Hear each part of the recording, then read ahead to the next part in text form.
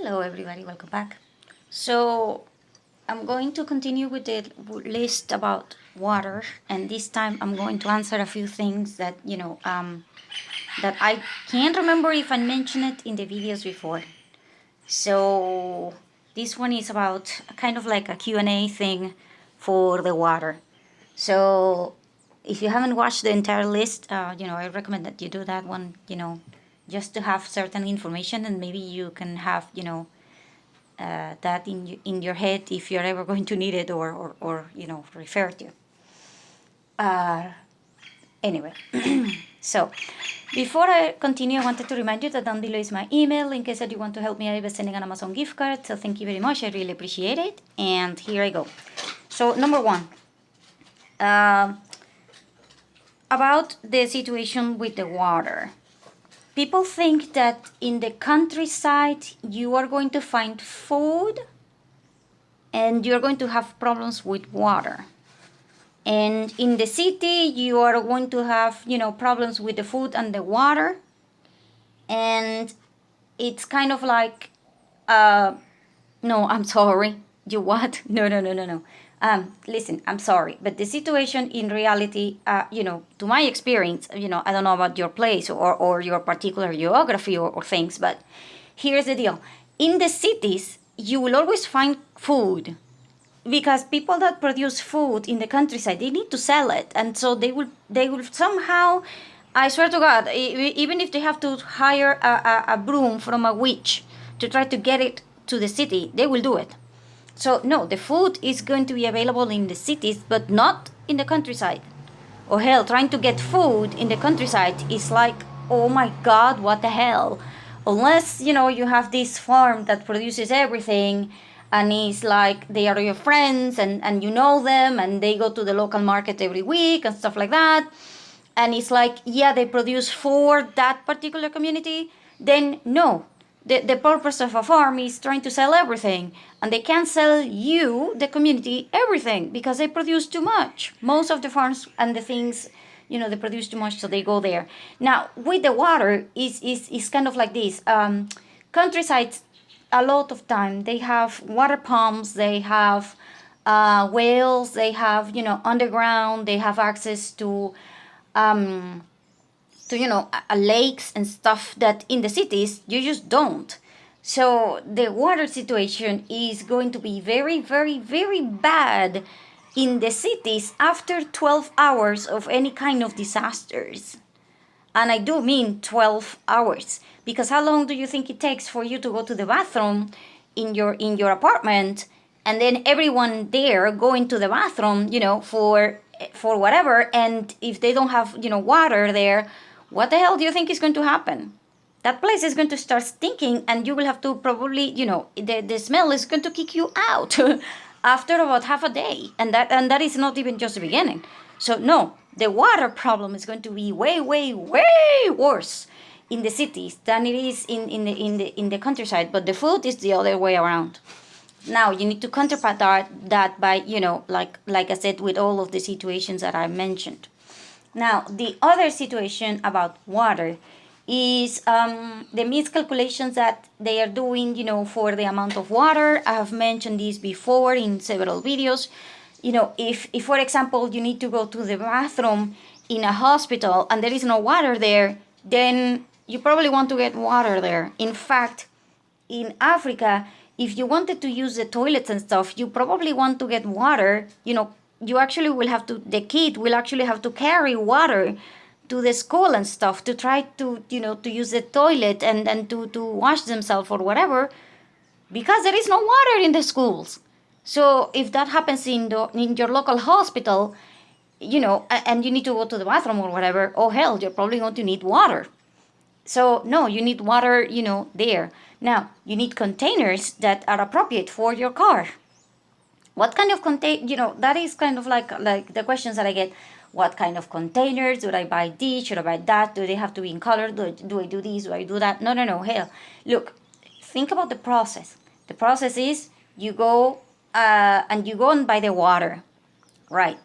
Where are you going to transport it? In the caddy? Do you have like a caddy or something to get the water? Because if you don't, then you're going to do that by hand, right? And if you can't grab the container because, it doesn't have a handle or something, then what are you going to do? No, you need to think, does it have a handle? By the way, they will break, meaning you will drop them. Because especially if you are not used to carrying water, or hell, and if you are a woman, that's going to be even worse. Men do not drop those things as frequently as women do. And oh crap, but men, by the way, men will bump into each other more than women will probably bump into another person. But that's just, side that. So the point is that, if you drop them, is it going to be strong enough to not break? Because if it breaks, then you will have a leak. Or if it breaks completely, then you will have a mess, which is way worse because you will have to be cleaning the water with water, and then you will require more water to do all of that, and then you will be pissed.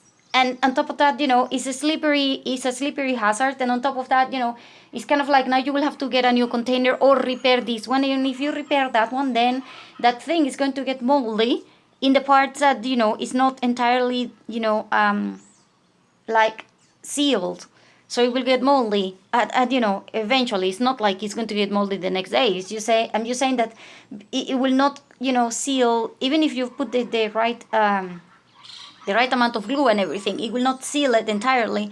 And in the little cracks, they will get moldy. So, it's kind of like, yeah, you can use it temporarily, but if you're going to use it for storing potable water and it's moldy and you don't know, then yeah, you can't use that for potable water. You can use it for the water that you're going to be using for the toilet and stuff. And then you need to put a label or something, if you can't see the glue inside, below, actually, sorry.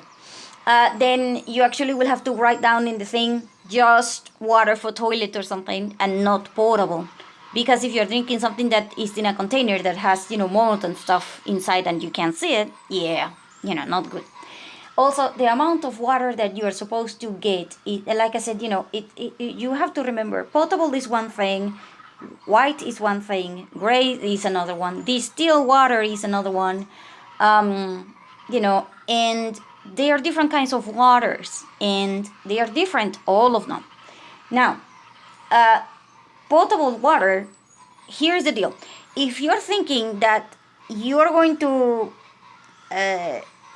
use white water, like regular water from the tap or whatever, for your shower or, washing the babies, yeah. Hell, for washing your face, yeah. Or even your teeth, yeah.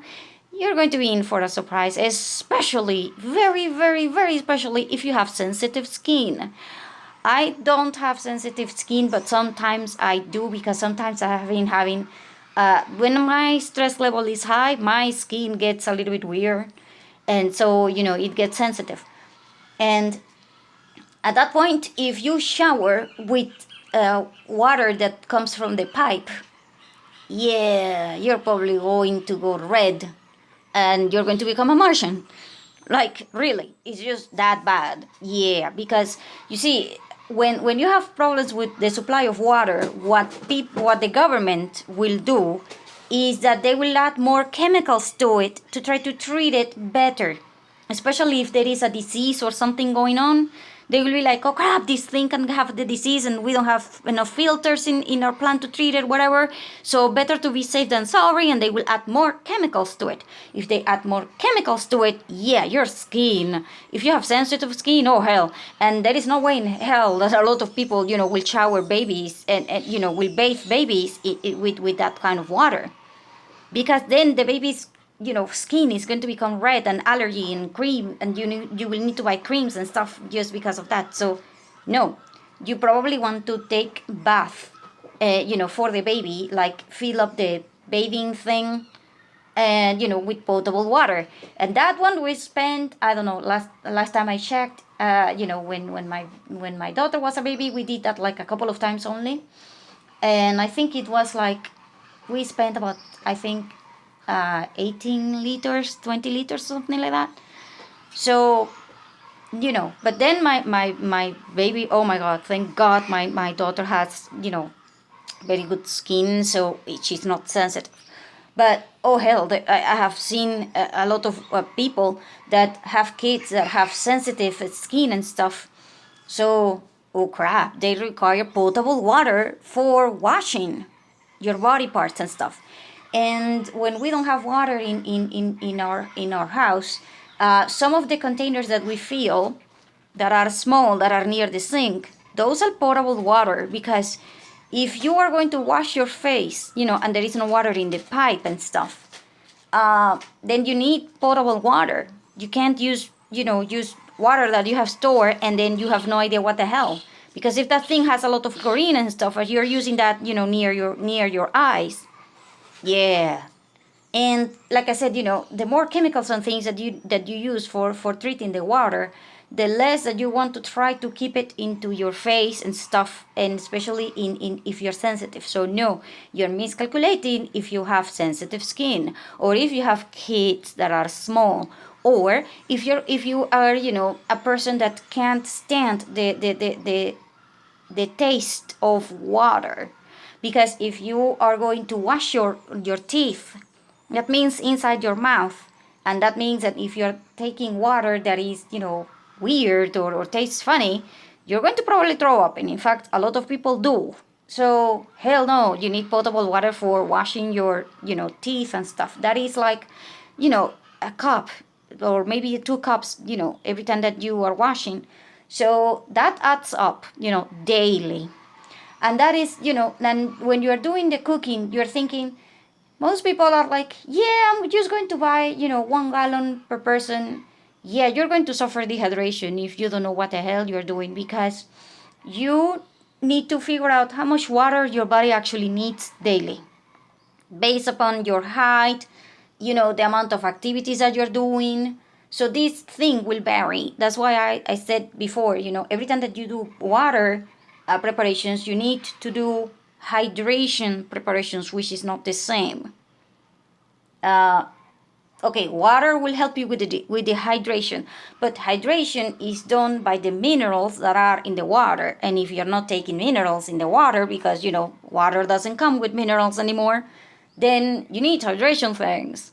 So it's kind of like that. And also because it's important to understand that water, it's like you don't see the amount that you are using.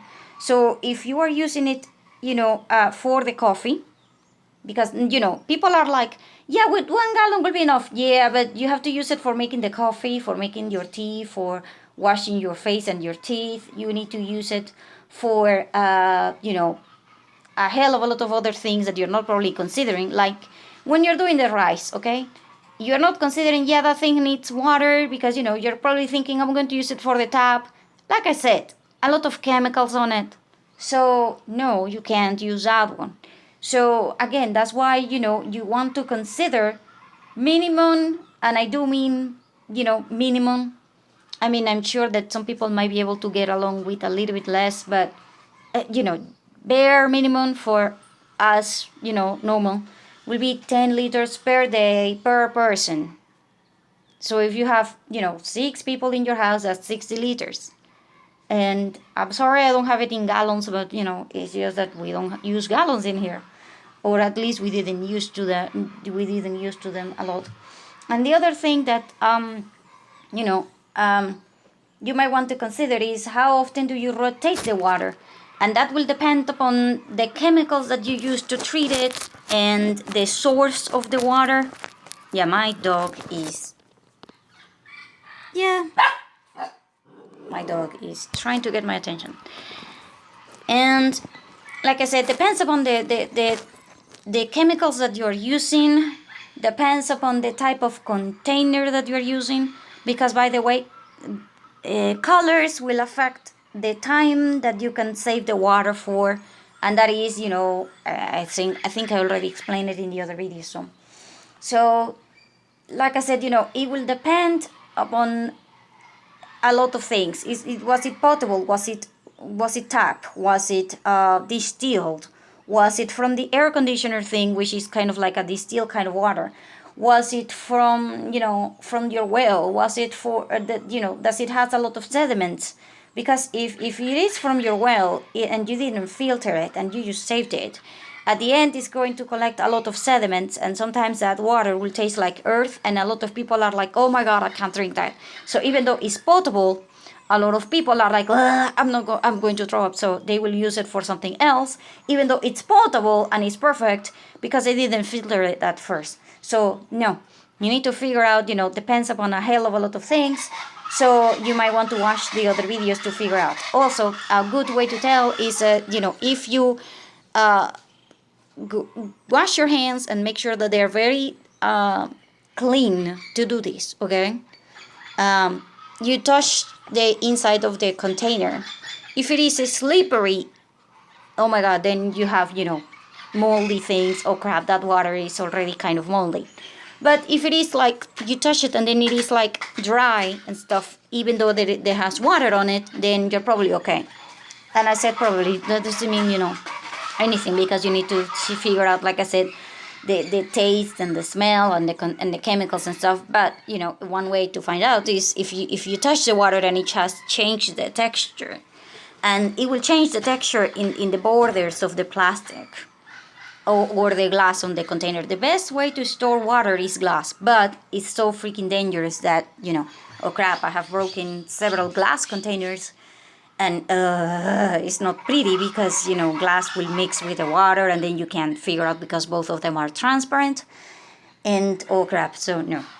And I have mentioned other things about water, so I don't know. So if you have any other more questions or something, I might be able to get them. Oh, by the way, I did one book. Actually, I wrote one book about preparedness, and it was by order of things. And I just finished this second one, like I don't know, like a week ago or something, and I published it in the Gumroad account. So if you want to know specifically about water, the second book that I have on preparedness, which is 101 tips about how to prepare for these things, that one is about water, the second one. It doesn't have absolutely everything, because I'm not God to cover absolutely everything. But oh hell, I have a lot of information in there, and it might be able to help you out. So I hope that all of this info is helpful, and watch the reproduction list on water. Maybe that can lead up your I don't know.